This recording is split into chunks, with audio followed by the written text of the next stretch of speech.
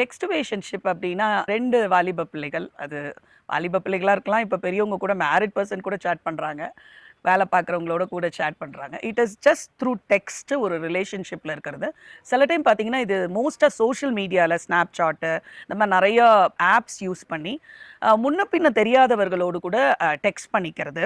இதுல நீங்க பார்த்தீங்கன்னு சொன்னா, இமோஷனலி இன்வெஸ்டடா இருப்பாங்க. ஆனா கமிட்டடா இருக்க மாட்டாங்க. ஸோ இது வந்து என்னன்னா ஒரு பாசிட்டிவ் வைபு, ஒரு ஃபீல் குட் ஃபேக்டரு, சும்மா ஃபன்னு இப்படி தான் இது போகும். இதுல வந்து நீங்க பெருசா வந்து எதுவுமே எதிர்பார்க்க முடியாது. அண்ட் ஒரு பெர்சன் மல்டிபிள் பெர்சனுக்கு டெக்ஸ்ட் அனுப்பிட்டு இருப்பாங்க. இதுலேருந்து தேவையில்லாம அடுத்தது வந்து செக்ஷுவல் கண்டென்ட் ஷேர் பண்றது, இல்ல அதுக்கப்புறம் நேர்ல வாண்றது, இல்ல சில டைம் நீங்க வந்து ரொம்ப இமோஷனலா இன்வெஸ்ட் ஆகி அந்த பெர்சனை நீங்க ஒரு லவ் அஃபேரா அது மாறுறதுக்கு, ஒரு அஃபேரா ஒரு ரிலேஷன்ஷிப்பா மாறுறதுக்கு வாய்ப்பு இருக்கு. மாறிட்டு அப்புறம் அந்த பெர்சன் யாருன்னு உண்மையா தெரியும் போது you will be in shock.